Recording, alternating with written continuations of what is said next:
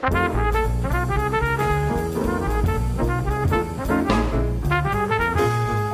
and thank you for joining us today. My name is Pete Wright, and I am joined by Mike Gregory, Director of Systems Engineering here at BA Insight. Mike, thank you for taking the time today. Thanks, Pete. It's great to talk to you. If you're a SharePoint user, you may very well have heard of BA Insight. Global 5,000 enterprises around the world have deployed our software portfolio, and they transform the way they find, access, and use their information in the process. So today, Mike is here to help us understand what's going on in the background that helps SharePoint users around the world be more productive and administrators reduce costs and headaches in the process. How's that, Mike? Is that a fair introduction? That's very good, yes. Can you tell us a bit about where BA Insight came from? I mean, if you're looking at SharePoint as an intranet or portal platform for your users, how did you discern where the pain point is or the disconnect between this powerful engine that is SharePoint and user engagement and efficiency? Well, you've asked a couple of different questions there, Pete. First of all, in terms of where BA Insight came from, a lot of the people who are now at BA Insight originally worked at a company called Fast Search and Transfer, which ultimately was acquired by Microsoft, and their technology is the search engine that's now inside of SharePoint. What we find in terms of the disconnect between what SharePoint can do and what users need is that SharePoint itself doesn't provide everything necessary. Although via that acquisition of Fast Search and Transfer, they acquired a very powerful search engine, there are other things required in order to make a successful intranet. And really people look at that in four dimensions. First of all, there's the ability to put content into the intranet. So I'm a content producer and have the need to add content into the intranet so that other people can use it. There are tools within SharePoint to allow you to do that, but the challenge ultimately becomes around metadata. If you think about the way that people search for things on the internet, it's all very much metadata driven, where if I go to an Amazon or a Yelp or a TripAdvisor, I put in a couple of keywords and I'm provided with a rich set of filtering or facets or refinement or whatever terminology you want to use that's all driven based on metadata. Where that falls down a little bit is when people upload content into a SharePoint or any other intranet, they very often fail to add that metadata, which has a lot of implications down the road. When users are coming to SharePoint, they're coming with that expectation of ease of use, ease of search of these consumer products like Amazon, like Google. Can you talk a little bit about that and how you make that transition between user expectations at work? Absolutely. And that pattern of search that you see in those applications like Amazon and things like that, we very often refer to as search and refine, which is I put in a couple of keywords and then use metadata to refine my search. The absence of that metadata gets in the way, and one of the things that we offer at BA Insight is a product that we call Auto Classifier, which allows for the automatic tagging of content, so that as a user goes and uploads something, without any additional effort on their part, metadata magically appears on their content so that when users down the road are looking for that, they can have that kind of search and refine experience. And they don't have to do anything in the process. Exactly right. Now, another dimension that people look at in terms of intranet content is the idea of maintenance and storage. So I've uploaded content, maybe it's been meta tagged automatically, or maybe somehow somebody convinced me as a user to manually apply metadata. But now the platform that's being used, in this case SharePoint, needs to allow for the management of and maintenance of that content. And that's a place where actually SharePoint does a pretty good job, because we're talking about things like security, version control, and workflow, and those sorts of things are very much inherent in the SharePoint platform. We don't really add much there because SharePoint provides a lot of the tools that you need to do that. Right. It's sort of that you're dealing with the metal in kind of a new way there, or in a very standard way. Exactly right. But where we sort of re-engage here is on the other side. Now you've got users who want to use that intranet to actually find something. The classic example we hear all the time is that people are going to their intranet and searching for their vacation schedule. And if I'm sitting here in Boston, what I don't want is the company holiday schedule from 2008 from Belgium. I want the 2015 U.S.-oriented holiday schedule.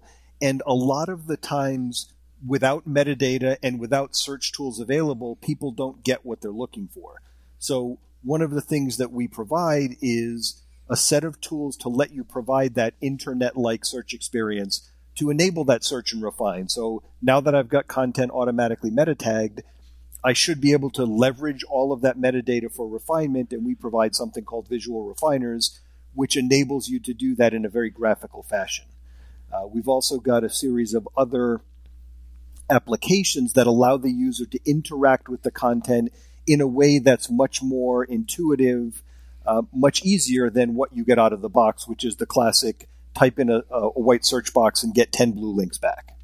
There are two things that come up for me, and I want you to address both of them, if you will. The first one is this idea of context. It seems like one of the things you are getting at is this idea of providing users context that they didn't know they had in asking the question of their data.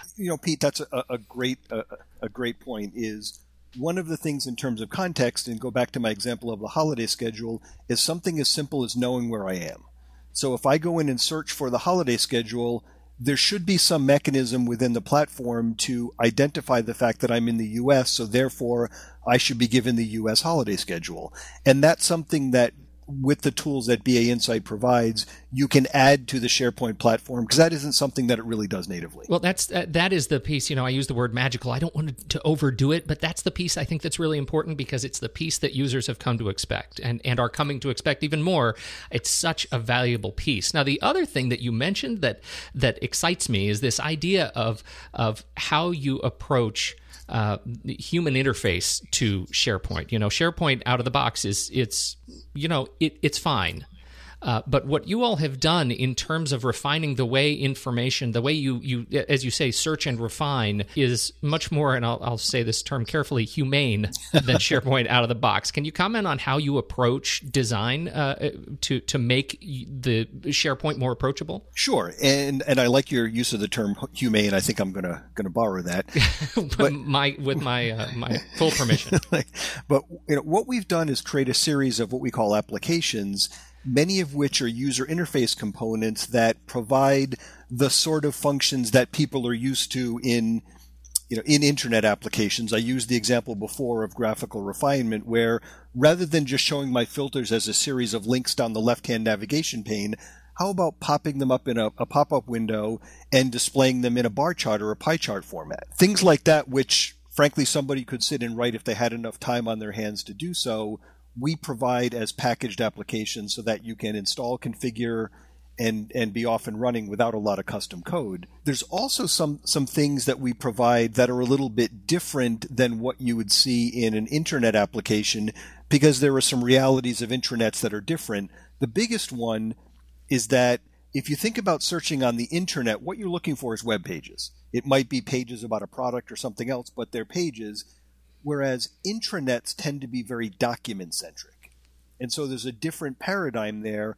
Rather than glancing at a web page to see whether this is the TV that I want, in order to figure out whether a document in my result set satisfies my requirements, in the absence of any kind of an application to give me a way to quickly assess that, what I need to do is download that document, open it, search inside it again.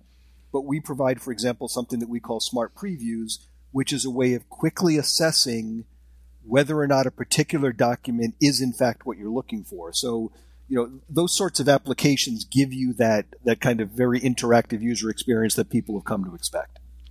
Talk about how you get outside information into the intranet. I know that when in my work at a big company with a SharePoint installation, that was always a problem for us. It never failed that 8 out of 10 searches might be fine in SharePoint, but it's those last 2, it's that 20% that's connected to some data source that SharePoint couldn't at the time read. How do you handle that? And great question. And that's when I started before. I talked about the idea that people look at it in 4 dimensions. And that's actually the fourth one, which is the reality that as much as we'd like it to be otherwise, not all of the content people need exists in SharePoint. So within SharePoint, you've got this very powerful search engine. And what we provide is a series of content connectors to more than 50 external content sources that allow those to be accessible to the SharePoint search engine. So now as a user, I don't have to think about whether a particular piece of content I'm looking for exists in SharePoint or in a document management system or in Salesforce or something else. I have the ability to search directly in SharePoint and have it retrieve information for me from whatever sources make sense. How do you know when you are being successful for your clients? I guess there's a deeper question in there, is how do you know where your development efforts should go? Can you talk a little bit about how that works at BA Insight? We decide on product development in a couple of different ways. Some of it is, as you'd expect, feedback from clients. So they'll tell us, gee, you've got this smart previews product. Wouldn't it be great if it did fill in the blank? And so those kinds of suggestions are very, very important to us. The other thing is we've got a lot of people from our chief technology officer down who spend a lot of time looking at the industry and trying to get ahead of the curve a little bit and anticipate what somebody might want 6 months or a year or 2 years down the road. And that feeds its way into our product development priorities as well.